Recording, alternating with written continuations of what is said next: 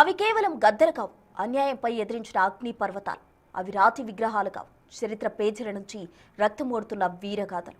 దొరల గడీలు కూరిన చోట, గర్వం మరిగిపోయిన చోట ఒక జాతి అస్తిత్వం కోసం, ఆకలి కోసం, అడవి కోసం పోరాడి అమరులయ్యారు అడవి తల్లులు సమ్మక్క సారలమ్మలు.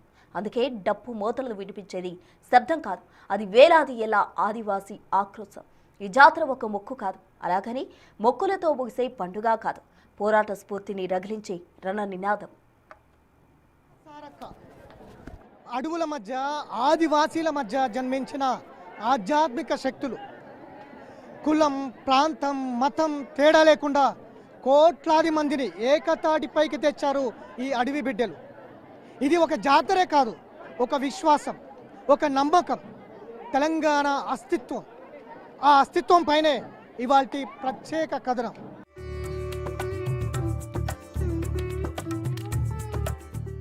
ఎక్కడో స్వర్గంలో పుట్టిన దేవతలు కాదు వీరు.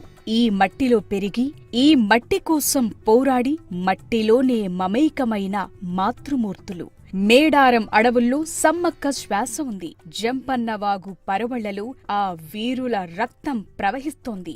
దేవాలయ గోపురాల నీడన కాదు, కారడవి మధ్య ఆకలి తీరని ఆదివాసీల గుండె చప్పుడులో సమ్మక్క పుట్టింది. అందుకే ఇది భయం కలిగించే భక్తి కాదు, భరోసా ఇచ్చే ఒక మహాశక్తి అంటుంటారు.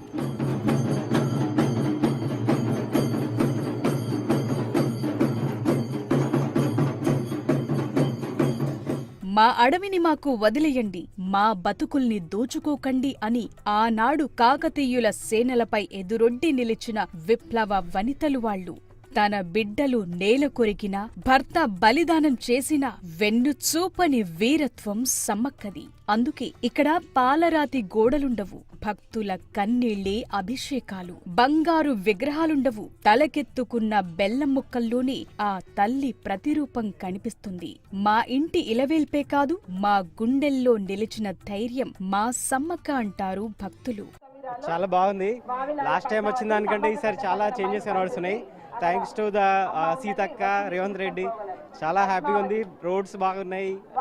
ఇది కొంచెం ముందుగా కన్స్ట్రక్షన్ చేస్తే ఇంకా బాగుండు, కానీ ఇప్పటికి చాలా మారిపోయింది. చాలా సంతోషం. మేము ఎవ్రీ 2 ఇయర్స్కి ఒకసారి జాతర టైంలో రాలేదు, కానీ నార్మల్ టైంలో వచ్చేవాళ్ళం. ఈసారి ఫస్ట్ టైం మేము జాతర టైంలో రావడం కొంచెం కష్టంగా ఉంది, బట్ ఏర్పాట్లు అన్నీ బాగానే ఉన్నాయి. ఇంకా కొంచెం ఏర్పాట్లు అంటే ఈ జనాలని తోయకుండా కొంచెం ఏర్పాట్లు చేస్తే బాగుంటుంది. మాకు అంటే బాగా ఇష్టము. ఈ డెవలప్మెంట్ ఇప్పుడు కాదు, ఇంకో 1 year వరకు చూస్తే అద్భుతమైన కేంద్రంగా మారుతుంది. ఇప్పుడు అనుకున్నంత కాదు, అయినా బాగుంది. మాది హుజురాబాదు, కర్నూలు డిస్టిక్. మాకు సమ్మక్క అంటే బాగానే ఇష్టం. మంచి డెవలప్ చేస్తాను, అవుతుంది. కోట్లాది మంది భక్తులు, ప్రతిధ్వనించే శివసత్తుల పూనకాలు.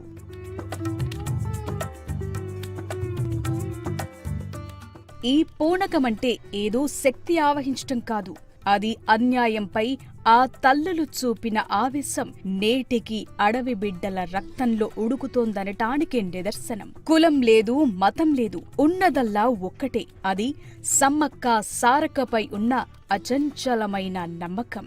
ఆ గద్దెను తాకగానే భక్తుల కళ్లలో వచ్చే నీరు ఆ తల్లుల త్యాగానికి ఇస్తోన్న నివాళి.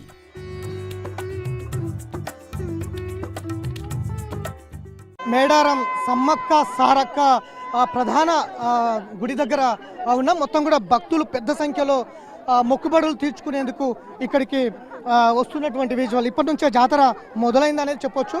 చూసుకోవచ్చు, తెలంగాణలో చాలా ప్రత్యేకత పూనకం రావడం అన్నది. అమ్మవారు పైలోకి రావడము, పూనకం నిండడము ఈ తెలంగాణ అస్తిత్వానికి ప్రతీకగాని చెప్పుకోవచ్చు. తెలంగాణ జిల్లాలో, అనేక జిల్లాల్లో ఇట్లాంటి పూనకాలు ఉంటాయి. ప్రధానంగా ఎల్లమ్మ కావచ్చు, జమలమ్మ కావచ్చు, లేదంటే వీరనాగమ్మ కావచ్చు, ఇట్లా సమ్మక్క సారలమ్మలు కావచ్చు. ఇట్లాంటి దేవాలయాల్లో ప్రధానంగా ఈ పూనకాలు ఎక్కువగా కనిపిస్తూ ఉంటాయి.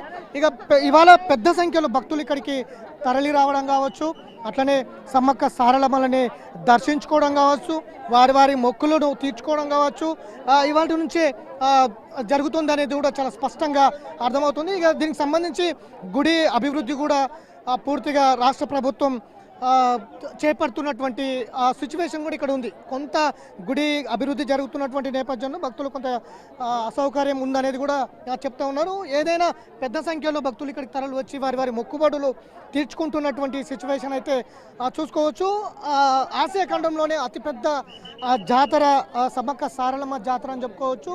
అడవి గర్భం నుంచి కుంకుమ భరణి రూపంలో గద్దె వైపు ఆ తల్లి అడుగులు వేస్తుంటే నేల పులకరిస్తుంది. తుపాకీ గుండ్ల మోతతో ఆకాశం గర్జిస్తుంది. అక్కడ విగ్రహాలుండవు, మంత్రతంత్రాల ఆడంబరాలు ఉండవు. కాని ఆ గద్దెను తాకగానే ఒక ఆత్మవిశ్వాసం భక్తజనుల నరాల్లోకి ఎక్కిస్తుంది. తల్లి గద్దెనెక్కిన వేళ అడవి బిడ్డల కళ్ళు చెమ్మగిల్లుతాయి. అందుకే ఆ తల్లుల గద్దెలు తరతరాలకు సాక్ష్యాలుగా నిలిచాయి. కోట్ల మంది శిరసు వంచి మొక్కుతున్నారంటే అది ఆ రాతికో మట్టికో కాదు, ఆ గద్దెల మీద ఆవహించి ఉన్న ఆత్మలకు.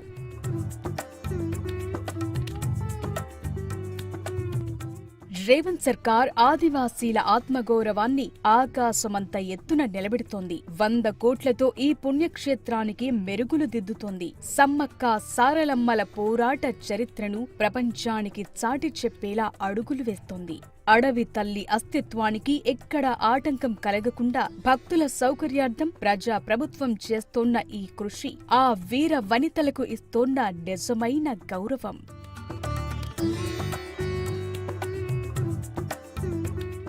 రాజులు పోయారు, రాజ్యాలు కాలగర్భంలో కలిసిపోయాయి. కాని సమ్మక్క సారక్కల పోరాట స్ఫూర్తి మాత్రం భవిష్యత్ తరాలకు చేరింది. మేడారం గద్దెలపై ఆ తల్లులు న్యాయమున్నంత కాలం మా పోరాటం సజీవమని మౌనంగానే మాట్లాడుతున్నారు. రాజ్యాలు మారాయి, రాజసింహాసనాలు కూలాయి, కానీ సమ్మక్క సారలమ్మ చరిత్ర మాత్రం సజీవంగా మిగిలింది.